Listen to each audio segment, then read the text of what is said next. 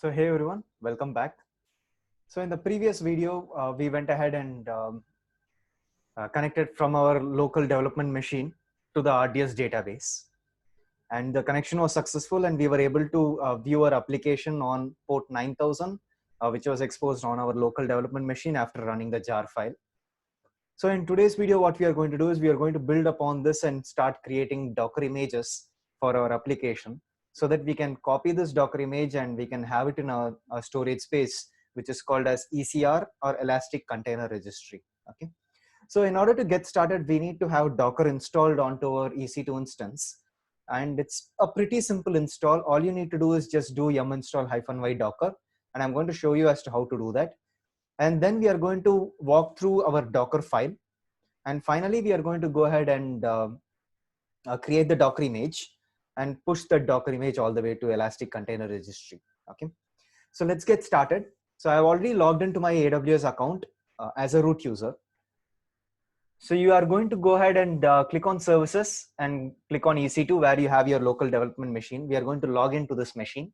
So I already have this machine running. So let me grab its public IP. Let me open up my terminal window. So let me go to the downloads directory. And let me go ahead and do an SSH command. -i, the key pair name.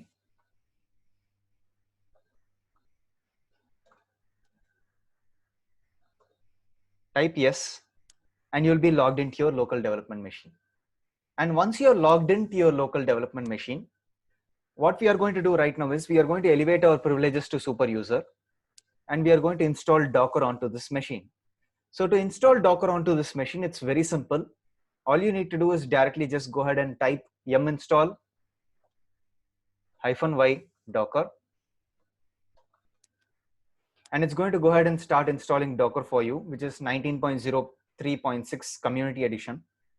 Because community edition is one that is open source and enterprise edition of Docker is proprietary. So once we have installed Docker, the next thing that we have to do is we have to start Docker. In order to start Docker, we need to use the command service docker start. And it's going to say okay, which means it has started Docker. And in order to keep Docker running through restarts of the virtual machine itself, you can have check config Docker on.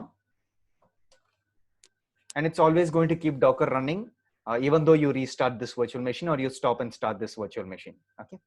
So let's check whether Docker is working properly just by typing docker info. And that should give us both our client as well as server.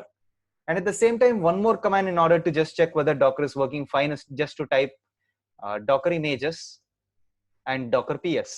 Docker images is to list all of the images, and docker ps is to list all of the running containers. But in order to list all of the stopped running and all containers, you can use the -a flag. And this is going to list everything. Okay. So right now we don't have any images, we don't have any containers, we don't have anything.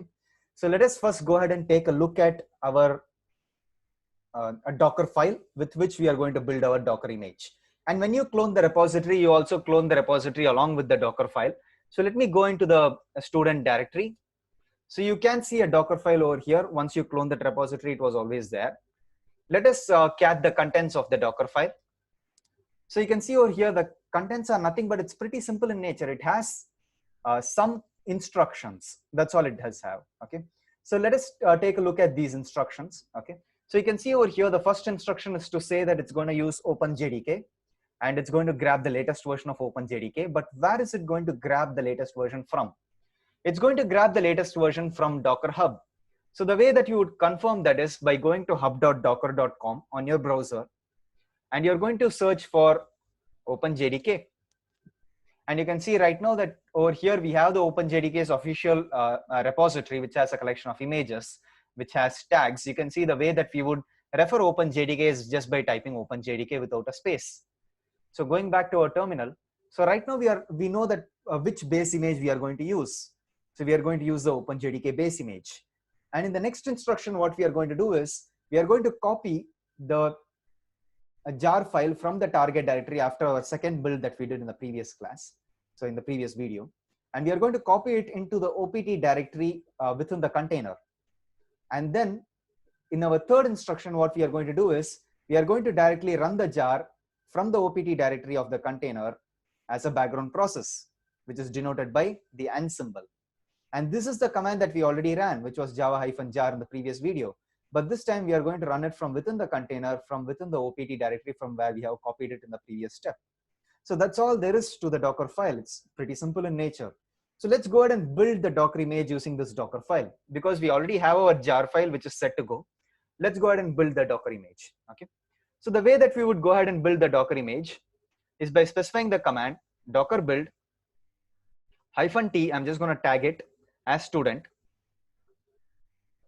And I'm going to specify dot, which is my current working directory, where I have the Docker file.